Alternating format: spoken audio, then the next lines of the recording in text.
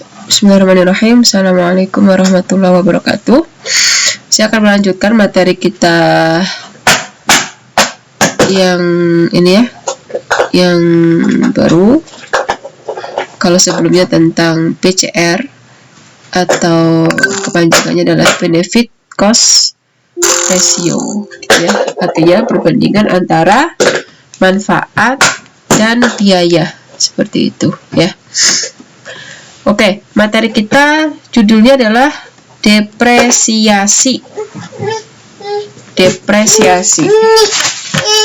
Mungkin pernah mendengar kata depresi, gitu ya, atau press lah ya.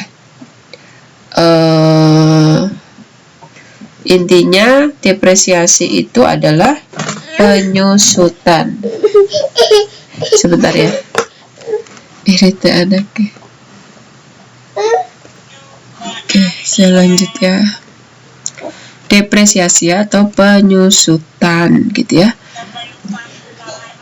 Depresiasi ini saya rasa sangat penting sekali ya untuk dipahami. Tidak hanya di dalam dunia konstruksi ya, tetapi juga untuk suatu kegiatan jual beli lah ya, bisnis gitu ya. Sebentar ya. Maaf ya, sini sambil ada suara anak. Oke, apa itu depresiasi atau penyusutan? Jadi depresiasi itu merupakan penyusutan atau penurunan nilai dari aset atau fasilitas seiring dengan berlalunya waktu.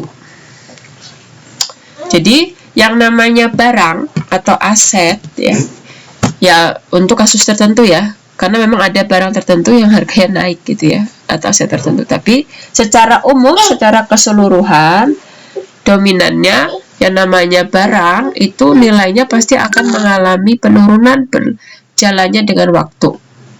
Contoh nih, Anda punya motor, ya kan? Misalkan baru beli motornya 20 juta.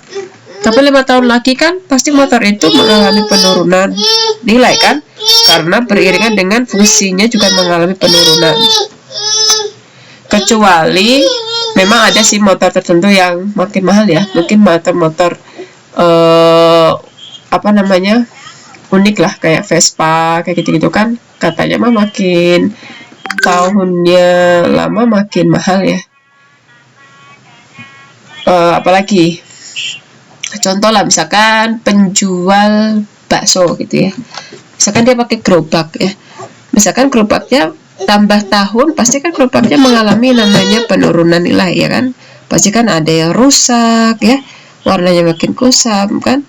Atau bisa dikatakan ada waktunya gerobak itu mengalami kerusakan akhirnya. Atau sandal yang dipakai oleh tukang bakso itu, ya kan. Jadi dia jualan itu kan pakai sandal. Dan sandalnya itu kan pasti mengalami penurunan nilai kan. Gak mungkin sandalnya awet terus ya. Kalau pakai tiap hari jalan kaki, ya kan, pasti jalan kaki ya. Pasti kan lama-lama tipis dan rusak. Ya, itu pada umumnya barang itu pasti mengalami yang namanya penyusutan atau depresiasi. Meskipun misalkan yang terkecuali memang kayak tanah ya, atau properti. Kalau properti memang kan makin lama justru makin naik ya. Tapi kan ya memang khusus properti aja. Tapi kalau di luar properti ya hampir semuanya pasti mengalami yang namanya penurunan nilai gitu ya, beriringan dengan berlalunya waktu, seperti itu. Nah, aset atau fasilitas itu ada dua macam, yaitu current asset dan fixed asset ya. Current itu berarti aset yang bergerak ya. Kalau fixed asset berarti aset yang diam gitu ya. Contoh, nah untuk depresiasi itu memang berlaku untuk aset-aset yang diam ya. Contohnya adalah bangunan, mesin, peralatan, armada gitu ya. Bangunan ini maksudnya ya misalkan gedung kantor gitu ya. Ya pertama kali beli ya masih bagus, pasti kan lama-lama juga mengalami kerusakan gitu kan. Adalah nilai penurunan ya, meskipun memang Kalau gedung ya atau properti itu bisa dipastikan naik gitu ya. Tapi untuk barang-barang lain seperti mesin terutama ya, mesin itu untuk industri, mesin kendaraan bermotor dan sebagainya, pasti mengalami yang namanya depresiasi atau penyusutan gitu ya. Peralatan, armada dan lain-lain ya, itu adalah contoh-contoh dari fixed asset atau aset yang diam. Nah, macam-macam penyusutan itu ada 3, yaitu penyusutan secara fisik atau deterioration gitu ya. Kemudian ada penyusutan secara fungsional, berarti lebih ke fungsi. Secara fisik nggak rusak, tapi secara fungsi mengalami kerusakan. Ada juga penyusutan moneter gitu ya. Kalau moneter ini kaitannya dengan kondisi ekonomi ya secara keseluruhan. Ini adalah 3 macam depresiasi berdasarkan penyebabnya. Nah, kenapa bagi pelaku bisnis konstruksi ya, meskipun memang saya garis bawahi tidak hanya untuk bisnis konstruksi aja gitu ya, bahkan kalau kita sudah mengatakan kita itu sedang jual pelaku wirausaha lah ya, berdagang gitu ya, bahkan untuk pedagang apa ya, tukang tahu keliling aja atau tukang cuanki itu ya, harusnya pun memahami tentang depresiasi gitu ya. Karena selama ini tuh orang menganggap intinya gini, kalau ada misalkan pendapatan dia sehari ini dapat 100.000, dia menganggap ya udah 100.000 itu maksudnya selisih ya, dianggapnya udah itu selisih antara pengeluaran dan pendapatan gitu ya, laba maksudnya laba. Jadi anggap ya udah berarti labanya itu 100. Padahal harusnya dia menyisihkan lagi sebagian gitu ya, untuk tadi mengantisipasi barang-barang yang mensupport selama dia itu berjualan gitu ya, yang mana barang-barang itu pasti akan mengalami yang namanya penyusutan ya atau depresiasi ya kan. Pasti kan dia harus memikirkan nanti kalau sandalnya rusak, dia harus sudah nyiapin nih biayanya, oh ini buat biaya sandal, karena kan tiap hari misalkan tukang cuanki harus keliling jalan kaki ya kan, jadi barang-barang yang cepat rusak ya contohnya sandal, atau apa, gerobaknya misalkan mengalami kerusakan dan sebagainya. Itu contoh kecil ya, apalagi kalau bisnis yang modalnya lebih besar, itu pasti nilai depresiasi juga akan lebih besar gitu ya. Oke, yang pertama kenapa kita perlu melakukan perhitungan untuk depresiasi terhadap depresiasi aset? Yang pertama adalah supaya kita bisa mempersiapkan ya dalam menyediakan dana pengembalian modal atau investasi gitu ya. Karena kan apalagi kalau misalkan yang dia memang, karena memang kebanyakan ya proyek infrastruktur itu ada investornya gitu ya, dan memang ada waktu ya, BEP kita sebutnya break even point, yang kita targetkan modal yang sudah dikeluarkan itu balik gitu ya. Nah, itu harus diperhitungkan juga dalam menentukan depresiasi ya, karena nanti depresiasi itu kalau tidak kita hitung, maka khawatir nanti saat kita mentargetkan akan mengembalikan modal ternyata tidak sesuai jumlahnya, karena ternyata ada barang-barang tertentu atau aset tertentu yang di tahun saat kita ingin mengembalikan modal itu mengalami kerusakan, yang mana itu pun harus segera diganti gitu. Jadi uangnya kepake ya di situ. Makanya depresiasi ini memang mau nggak mau mengurangi, kalau dalam perhitungan ya, berarti dia itu mengurangi laba jadinya ya kan. Jadi kalau contoh lagi ini ya, seperti tukang angkot. Kan selama ini itu ya kebanyakan tukang angkot mah kan minjem ke owner lah, ada orang gitu ya, misalnya orang kaya dia punya angkot banyak, terus disewakan ke sopir-sopirnya gitu ya, dimana sopir-sopir itu nanti harus nyetor ya kan, nyetor harian misalkan ke yang punya angkot.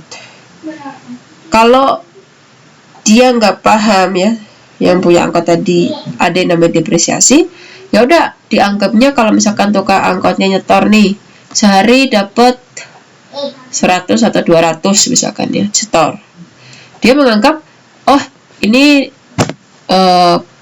labanya, jadi semua dianggap laba, dimasukin ke laba dia. Karena kalau laba itu kan kalau kita tahu kadang ya antara dimasukkan sebagian sebagai tabungan dan sebagian lagi makin lebih besar ya, paling besar itu dipakai untuk konsumtif ya kan. Tabungan itu berarti ya untuk dirinya sendiri. Tabungan kalau kita membayangkan ya, tabungan itu ending-endingnya juga dipakai untuk konsumtif kan, untuk kebutuhan gitu ya. Dia tidak memikirkan yang namanya angkot itu kan suatu saat nanti mengalami kerusakan, ya enggak? Misalkan dalam waktu 10 tahun, angkotnya nih mogok rusak. Dia tidak mempersiapkan dana untuk minimal mengganti mesinnya yang rusak. Atau parah-parahnya kalau angkotnya itu benar-benar nggak bisa jalan, berarti dia harus beli angkot lagi misalkan. Jadi diperhitungkan ya, ini misalkan saya harus nanti mengganti angkot atau mengganti bagian angkotnya ini butuh dana berapa, maka harus disiapkan ya. Makanya setiap kali dia dapat tadi setoran, harusnya jangan semuanya langsung masuk ke dompet ya, masuk dalam artian dianggapnya labanya dia, harusnya misalkan ambillah 10 atau 20% memang disimpan.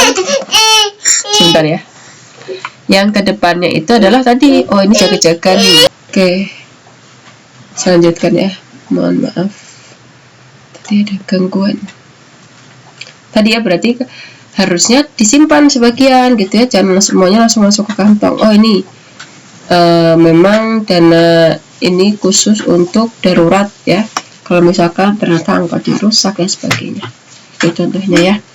Kemudian menyediakan biaya penyusutan yang dibebankan pada biaya produksi tadi ya, contohnya itu. Kalau untuk suatu proses industri yang dalam pekerjaannya ada produksi ya nggak apa-apa dimasuk, berarti kita masukkan depresiasi itu ke rencana biaya di bagian produksi gitu ya. Kemudian yang ketiga, nah depresiasi ini karena kan kita tadi ya dia bisa mengurangi laba ya kan, jadi laba berkurang. Karena kan kalau perhitungan pajak itu salah satunya adalah dihitung dari laba yang diperoleh ya kan. Jadi sebenarnya kalau kita ngitung depresiasi, keuntungannya juga laba makin berkurang sehingga pajak juga makin berkurang, itu keuntungannya ya kalau kita memperhitungkan depresiasi. Oke, ada beberapa metode dalam menentukan depresiasi dari suatu barang.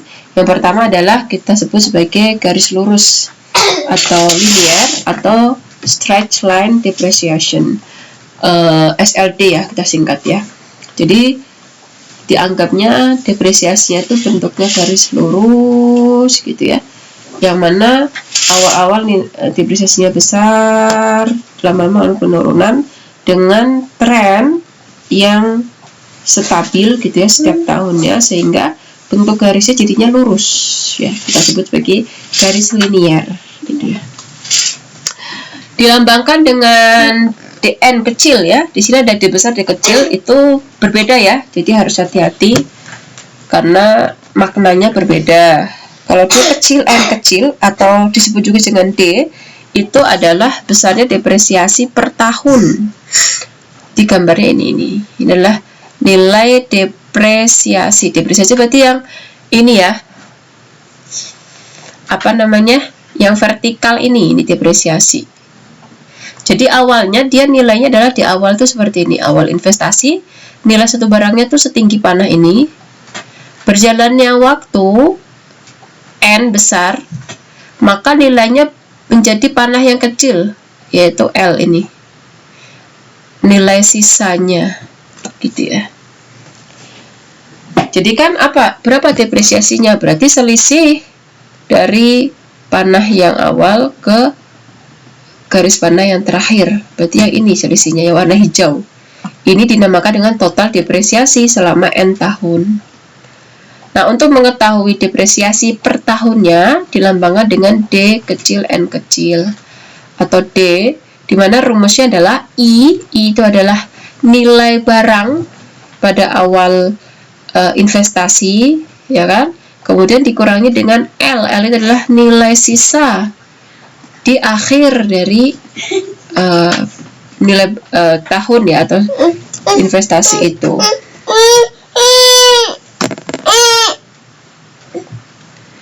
Sebentar ya.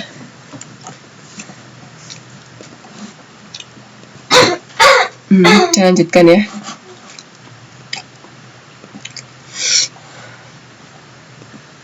Jadi selisih tadi ya antara nilai di akhir tahun dikurangi nilai di awal tahun dibagi dengan jumlah N ya, jumlah waktu ya. Berarti ini rumusnya I min L per N, atau ini D besar N ya. I min L itu berarti D besar N. Oke. Kemudian kalau kita mencari DN itu adalah besarnya depresiasi sampai tahun ke N, maka rumusnya adalah N dikalikan dengan nilai depresiasi tiap tahunnya. Nah, jadi seperti ini. Saya ulang lagi, DN itu di besar N adalah besarnya depresiasi sampai tahun ke N. Jadi bisa dibilang akumulasi ya. Berarti penjumlahan dari depresiasi tahun pertama, tahun kedua, sampai yang ditanyakan ya, tahun keberapa, maka DN ini N kali D kecil yang ini tadi ya. Berarti kalau N-nya di tahun terakhir ya N-nya besar, tinggal ini ya dihapus, jadi D besar N adalah I min L aja gitu ya. Coba kalau ini kan diketahui di ujungnya, kalau dilihat secara kasat mata ya rumusnya I kurangi L. Coba kan kita kadang ingin tahu nih depresiasi bukan di tahun ke N akhir ini, tapi bisa di tengah-tengah ya kan. Nah seperti itu. Karena kan kalau di sini ya nggak kelihatan nilainya berapa ya, pakai angka, pakai rumus yang ini ya. Kemudian yang terakhir adalah BN, nilai buku.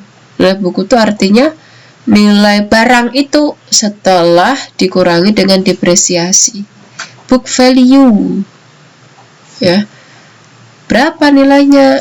Misalkan di awal nilainya ini, saya ingin tahu deh di N-2 berapa nilainya, maka kita sebut sebagai BN, yaitu nilai suatu barang atau book value pada tahun ke N. Seperti itu. Kita masuk ke contoh soal ya. Contoh soalnya adalah ada sebuah perusahaan membeli alat transportasi harganya 100 juta. Masa pakai ekonomis dari alat ini adalah 5 tahun ya.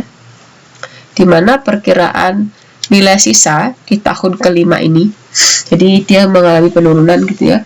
Nilai sisanya adalah 20 juta. Gunakan metode straight line depresiasi atau SLD untuk menghitung. Sebentar. mau bersin.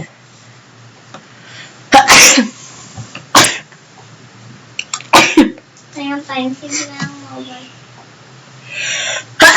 Maaf ya.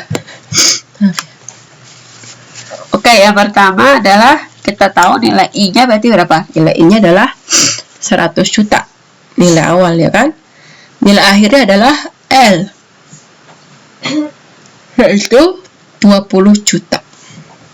N-nya berarti berapa? N-nya 5 tahun. Ini belum selesai, lanjutkan ya soalnya.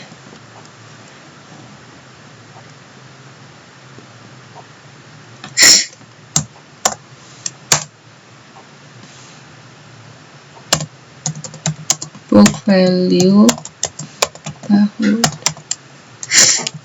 ketiga.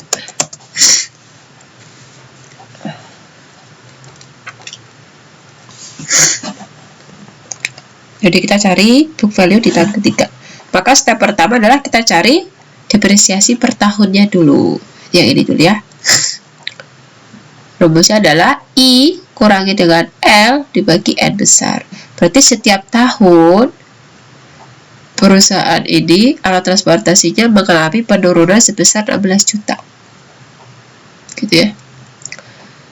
Kemudian kalau ditanyakan adalah nilai buku ya. Nilai buku kan rumusnya I kurangi DN. Maka kita cari apa? DN dulu, D besar N. Artinya adalah depresiasi sampai dengan artinya akumulasi depresiasi. Ya. Karena kan tiap tahun nilainya sama depresiasinya. Tahun ini nilainya 16, tahun ini 16. Nah, itu kan D kecil ya.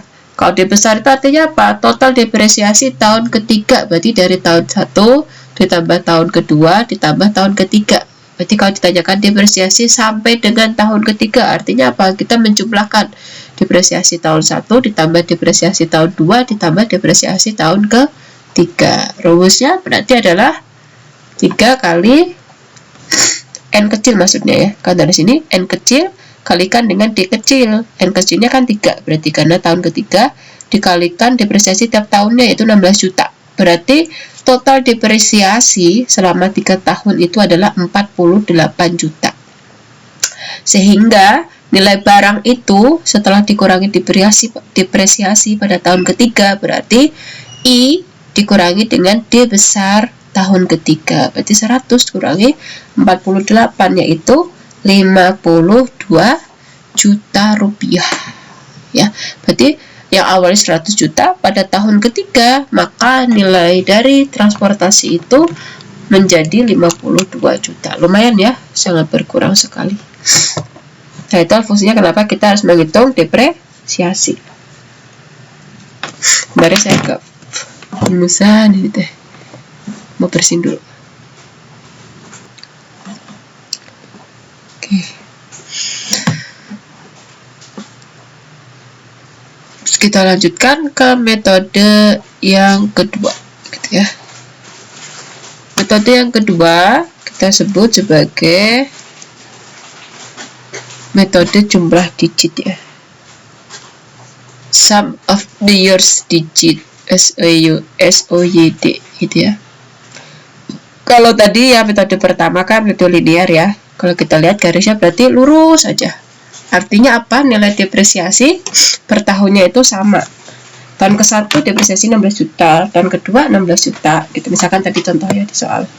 Nah, kalau metode yang kedua ini Anda bisa lihat ya dari gambar garisnya aja, dia bentuknya tidak sama ya, tapi melengkung gitu ya. Artinya setiap tahun nilai depresiasinya tidaklah sama gitu ya. Di sini bisa dijelaskan bahwasanya pembayaran tidak sama tiap tahunnya. Ya, kelihatan ya. Ini awalnya tinggi, melengkung. Kelihatan dari sini makin besar, mengecil gitu. Nah, untuk metode ini didasarkan pada bobot digit tahun pemakaian. Ya, berarti kalau ini kita pakainya bobot ya. Nah, kalau Anda lihat juga di metode ini dia membebankan depresiasi itu lebih besar pada tahun-tahun awal. Kelihatan ya? Tuh, tinggi kan ininya, depresiasinya. Makin lama makin kecil, makin kecil, makin kecil, makin kecil, makin kecil, dan mendekati 0 gitu ya. Beda dengan tadi, kalau tadi kan lurus aja ini mah, tiap tahun dia sama aja segitu ya, karena linear ya. Kalau ini dia berarti tidak linear, hiperbola ya, lengkung. Nah, rumusnya untuk metode ini, karena tadi dikatakan ini metode jumlah digit, di mana jumlah digit kita lambangkan dengan S ya, sum ya, maksudnya sum of the years digit gitu. Kelihatan ya semuanya ya. S itu adalah jumlah digit dari tahun awal sampai ke tahun terakhir.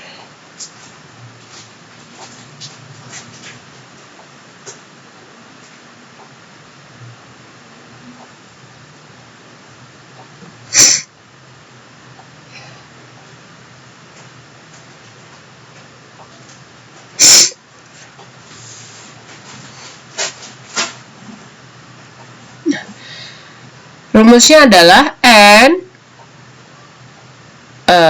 ini sigma ya, sigma dari N awalnya itu tahun ke-1 sampai tahun ke N besar,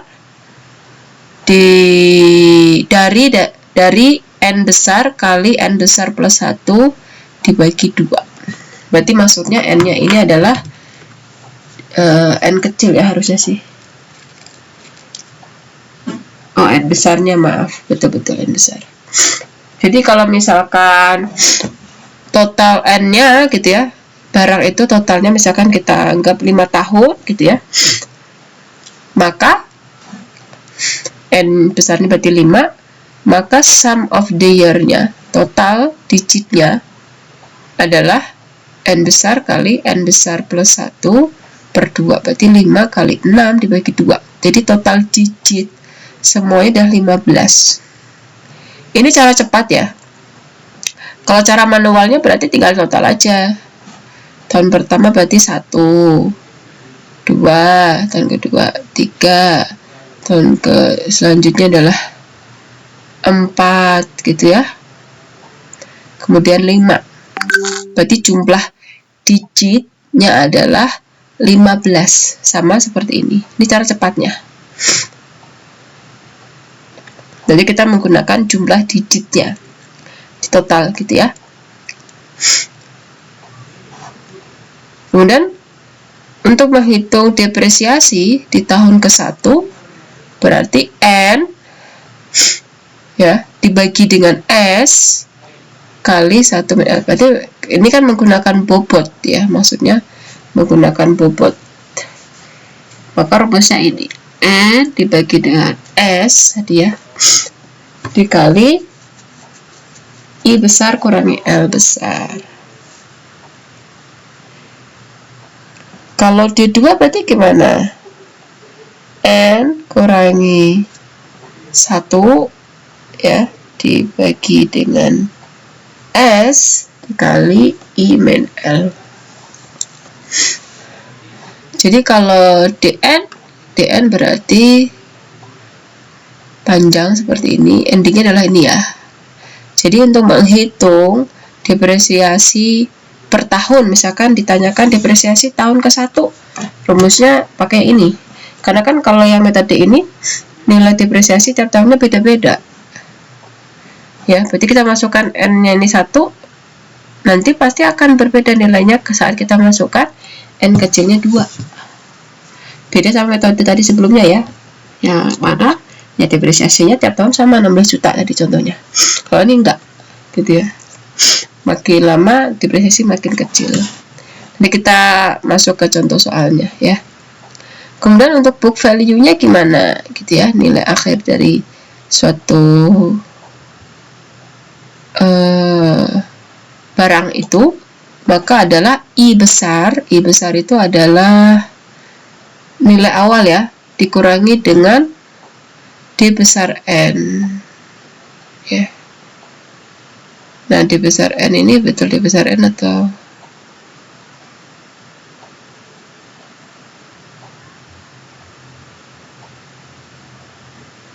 Sebentar ya. Harusnya bukan D besar N ya, tapi betul sih D besar N. Nanti kita contoh.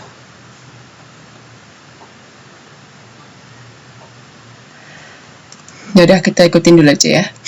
Maka I dikurangi dengan DN. Saya lupa nih ininya. Udah. DN-nya rumusnya ini sama. Maka D di tahun ketiga itu adalah kita masukkan 2, N besarnya 5 kurangi N kecilnya 3 karena ditanyakan N ketiga, tambah 1 dibagi 5/5 tambah 1 kali I min L. Berarti depresiasi di tahun ketiga adalah 16 juta.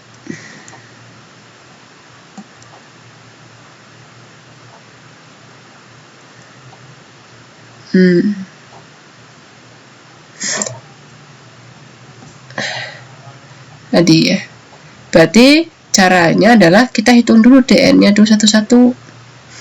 Di tahun ke-1 dihitung ketemu 26,67 juta. Caranya dari mana? Masukkan aja nih nilainya, N kecilnya diganti 1. Kita buktikan ya, contoh ya. Kita pakai Excel. Keliru.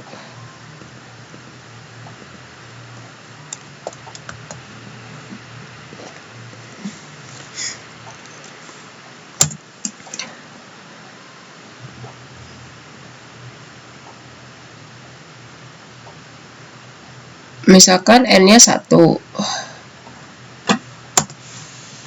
N-nya sama dengan 1 nih misalnya. Maka rumusnya adalah 2 nih ya. 2 kali kurung ya. N besar kurangi N kecil tambah 1. 2 dikali N besar. N besarnya berapa? N besarnya 5 ya. Iya. Kurangi N kecil tambah 1. Kurangi N kecil. N kecilnya berarti kan 1 ya. Ditambah 1 dibagi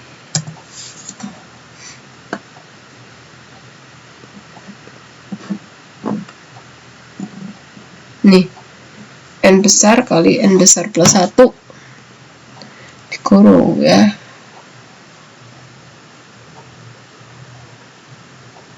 Dibagi ya. N besarnya berapa? 5 dikali N besar plus 1. 5 plus 1. Nah, namanya kurung selesai itu kalau warnanya hitam ya. Nah.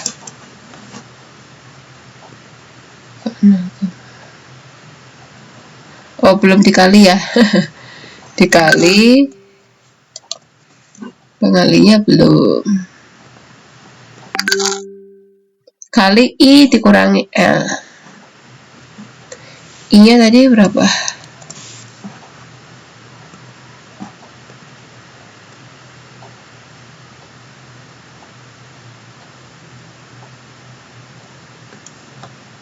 I-nya 100, L-nya 20, berarti 80 juta.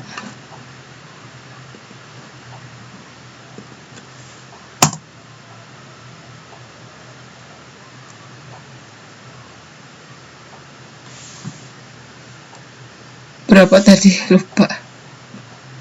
80 ya? 80 juta.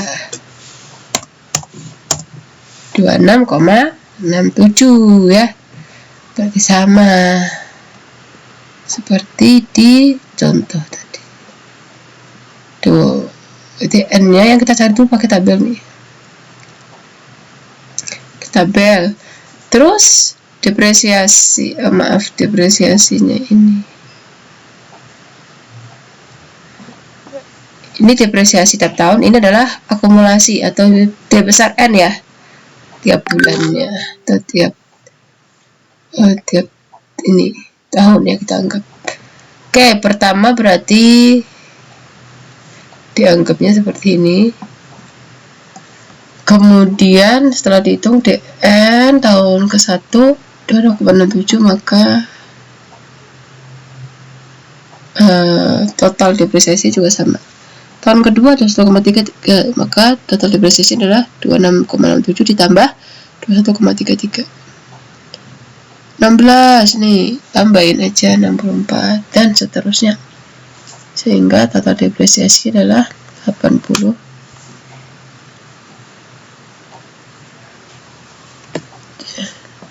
Book value-nya gimana? Book value rumusnya adalah awal-awal namanya book value pasti 100 book value dikurangi dengan total depresiasi, kemudian dikurangi lagi, ketemu nih 73, kemudian maaf, bukan dikurangi total depresiasi ya, tetapi dikurangi dengan depresiasi per tahun. Bisa juga sih total depresiasi itu Pak, pengurangnya adalah 100 terus, 100 kurangi 26, 100 kurangi 48, 100 kurangi 64, 100 kurangi 74, 100 kurangi 80 gitu. Sama juga seperti 100 73,33. Nah, itu dikurangi 26,67, berarti sini agak jauh. Ya, kira-kira seperti itu ya. Itu namanya double depresiasi dengan metode SOYD.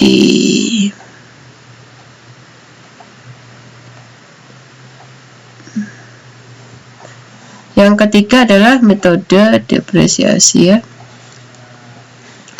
Kesetimbangan menurun, atau bahasa Inggrisnya adalah declining balance depreciation, DBD. Bukan demam berdarah ya.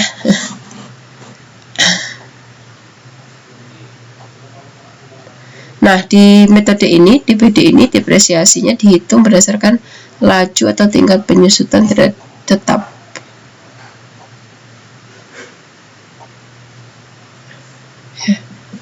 Yang dikalikan dengan nilai aset atau nilai buku tahun sebelumnya. Nah, ini paham banget mungkin orang-orang ekonomi atau akuntansi ya.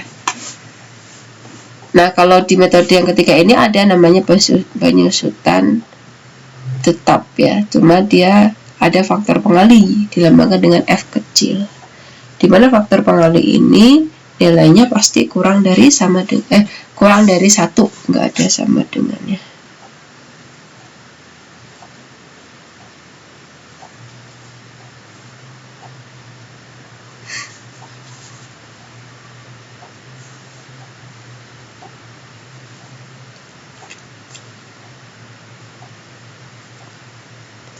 Oke, ini contohnya hampir sama ya seperti metode yang kedua, cuma di sini ada namanya penyusutan tetapnya atau F kecil, di mana nilai penyusutan tetap itu adalah 1 min akar N dari L per I. DN nya 1 I kali 1, hati-hati ya, ada I, ada 1 gitu ya, berarti dipisahkan, nanti bisa ketukar-tukar ya, salah masukin ke rumus, kali 1 min F dikurung pangkat N min 1 kalikan dengan F. DN rumusnya juga sama, tinggal masukkan. Jadi kalau kita mau coba N nya 1 nih, maka depresiasi di tahun ke-1 adalah F dikali I.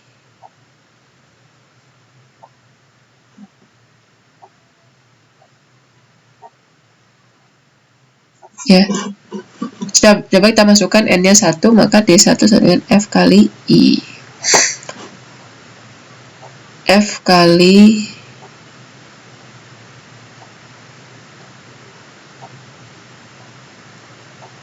I aja. Kenapa kali I aja? Karena kan kalau kita masukkan, harusnya kan rumusnya ini ya, cuma 1 min F, F nya aja 1 min F, F nya dari rumus ini ya, kita masukkan. Cuma kan pangkatnya n-1, n-nya 1, ras 1, 0. Karena kan apapun itu angkanya, kalau dipangkatkan 0 nilainya adalah 1. Kemudian kita n yang 2 kita cari di 2 dan seterusnya, sehingga dapatlah rumus-rumus seperti ini gitu ya. B2 rumusnya adalah I kali 1 min F dikurung, 1 min F nya dikurung, dipangkatkan 2.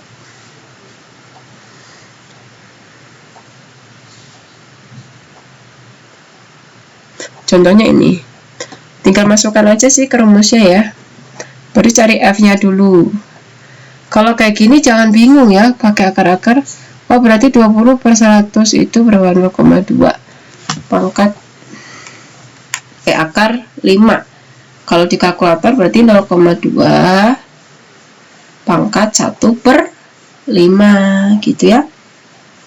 Dapat dari mana? Udah tahu lah ya, cuma pelajaran SMP kalau nggak salah ya. Jadi jangan bingung nanti gimana nih akar 5. Akar 5 berarti kalau dipangkatin 0,2 pangkat 1/5. 1 dapat dari mana? Ini 0,2 itu kan berarti 0,2 pangkat 1 gitu. Maka bisa diketahui nilai D3, B3 nya seperti ini.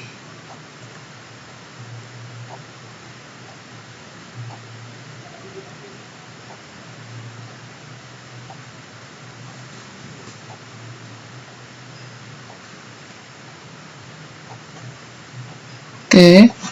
Metode depresiasi berarti sama ya, D1 sama dengan F kali I. Berarti penting ini ya, masukkan ke rumusnya aja ya, cari F nya dulu tadi. Udah tinggal masukin aja rumus. Jadi D3 adalah total depresiasi gitu ya, di tahun ketiga. 100 juta dikurangi, dapat dari mana? 38 tadi.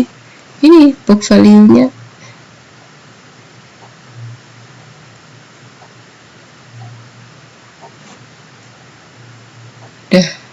Ya, ketemu ternyata total depresiasi selama 3 tahun adalah 61.926.000 ya. Yang ini nggak usah ya.